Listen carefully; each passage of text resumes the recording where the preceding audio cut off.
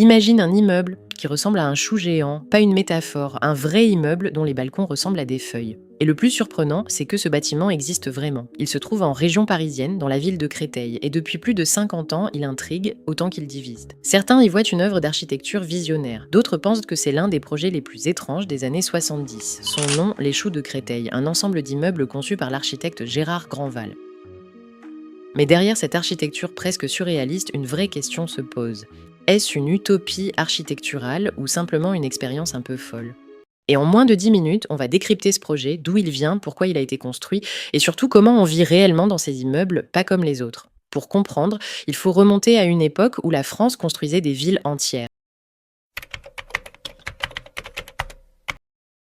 Pour comprendre les Choux de Créteil, il faut revenir dans les années 60. À cette époque, la France est en pleine transformation. La population augmente, les villes grossissent et des millions de personnes ont besoin de logements. C'est la période des 30 glorieuses. Partout autour des grandes villes, on construit massivement. Des quartiers entiers apparaissent en quelques années seulement. Le modèle dominant est simple, des bars et des tours d'immeubles. Efficaces, rapides à construire, mais souvent très répétitives. Avec le temps, ces grands ensembles commencent à être critiqués. On leur reproche la monotonie, le manque d'identité et parfois une architecture jugée trop froide. C'est dans ce contexte qu'intervient l'architecte Gérard Grandval. Grandval veut faire quelque chose de différent. Plutôt que de reproduire les mêmes immeubles rectangulaires, il cherche une architecture plus vivante. Son idée est simple, s'inspirer de la nature. À la fin des années 60, il travaille sur un projet de logement dans la ville de Créteil qui est alors en pleine expansion. Le quartier se développe près d'un grand plan d'eau artificiel, le lac de Créteil, et c'est là qu'il imagine une architecture complètement différente. Au lieu de construire des tours rectangulaires, il dessine des tours cylindriques, mais surtout il ajoute quelque chose d'inédit, de gigantesques balcons en forme de feuilles. Ces balcons entourent les immeubles comme une couronne végétale. Vus de loin, les bâtiments ressemblent à des choux géants. Le surnom apparaît presque immédiatement. Les habitants commencent à appeler l'ensemble les Choux de Créteil, et le nom restera.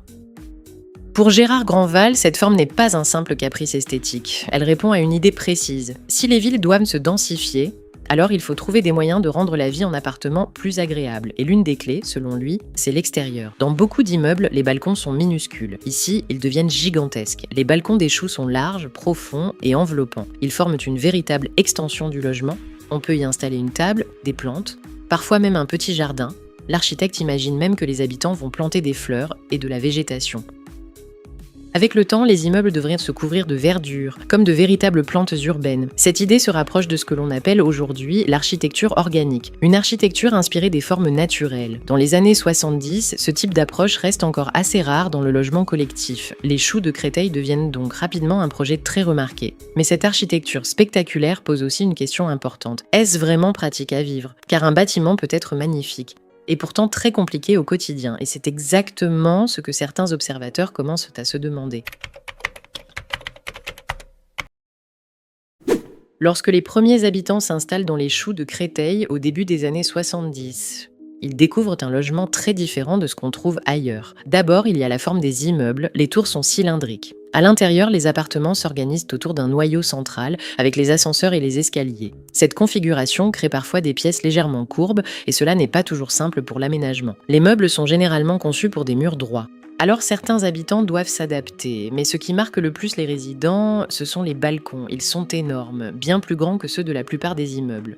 Pour beaucoup d'habitants, ils deviennent un véritable lieu de vie. Certains y installent des plantes, d'autres y prennent leur repas, certains y passent simplement du temps pour profiter de la vue, et les vues sont souvent impressionnantes.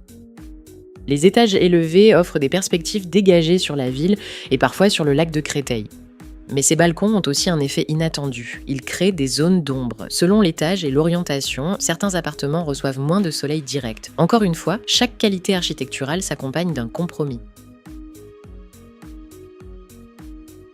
Dès leur construction, les Choux de Créteil suscitent des réactions très contrastées. Certains architectes admirent le projet. Ils y voient une tentative courageuse de rompre avec la monotonie des grands ensembles. Les formes sont audacieuses, la façade est sculptée et chaque bâtiment possède une identité forte. Mais d'autres critiques sont beaucoup plus sévères. Pour eux, les Choux représentent une architecture trop spectaculaire, presque décorative. Certains pensent que ces formes végétales relèvent donc davantage de la sculpture urbaine que de l'architecture fonctionnelle. Ces débats reflètent une tension qui traverse toute l'architecture des années 70. Faut-il privilégier l'efficacité rationnelle ou la créativité formelle ? Les Choux de Créteil se situent précisément entre les deux. Pendant longtemps, l'architecture des années 60 et 70 a été très critiquée. Le béton sur les grands ensembles, les expérimentations urbaines.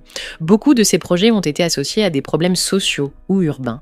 Mais depuis les années 2000, le regard a commencé à changer. Les historiens de l'architecture redécouvrent cette période. Ils y voient une époque d'expérimentation et d'audace. Dans ce contexte, les choux de Créteil sont devenus un exemple emblématique. Aujourd'hui, ils apparaissent régulièrement dans des livres d'architecture, des expositions, des reportages et même sur les réseaux sociaux.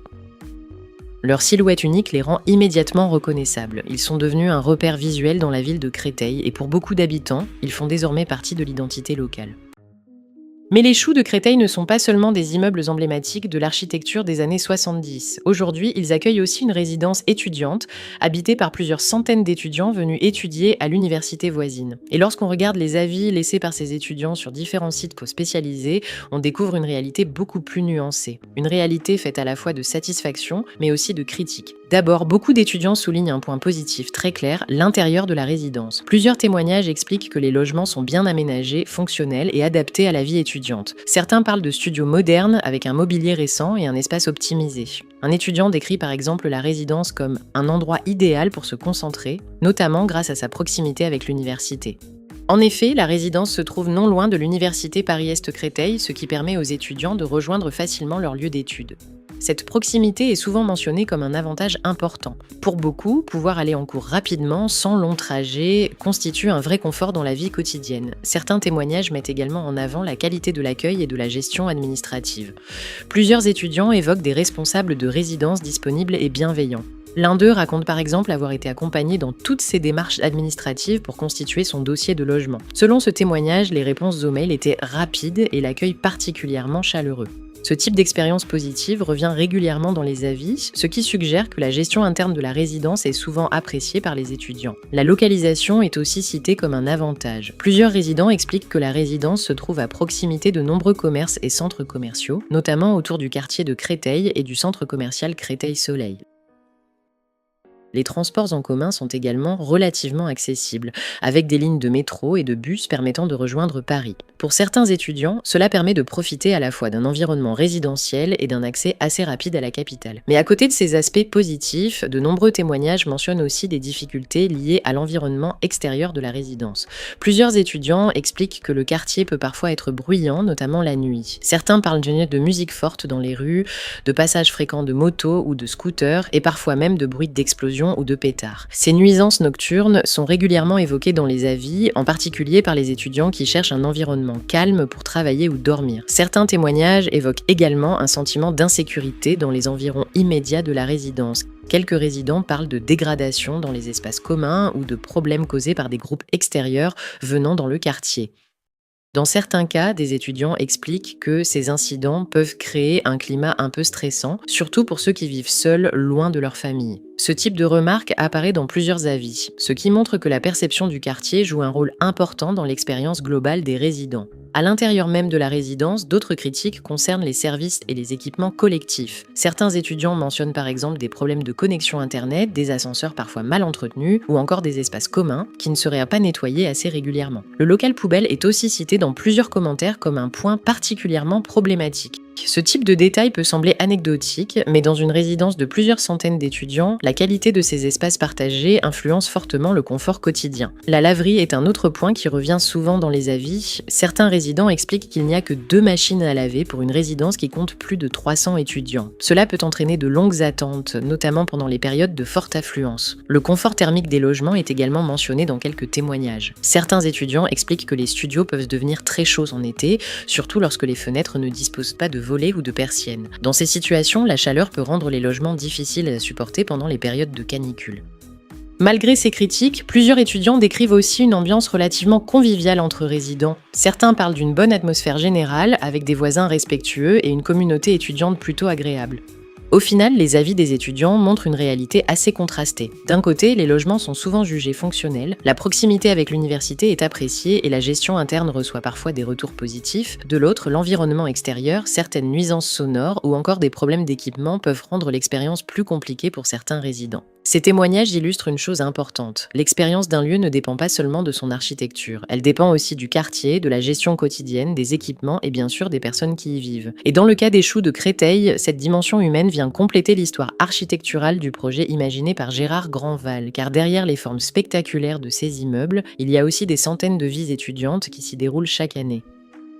Les choux de Créteil ne sont pas un modèle universel, mais ils ne sont pas non plus un simple objet architectural étrange. Ils représentent une tentative audacieuse de repenser le logement collectif. Avec leurs balcons et leurs tours cylindriques, ils cherchent à rendre la densité urbaine plus humaine. Plus de 50 ans après leur construction, ils continuent de susciter curiosité, débat et fascination. Et c'est peut-être la preuve que l'architecture, même imparfaite, peut marquer durablement le paysage d'une ville. Dis-moi en commentaire si tu connaissais et n'hésite pas à t'abonner pour ta dose d'architecture quotidienne.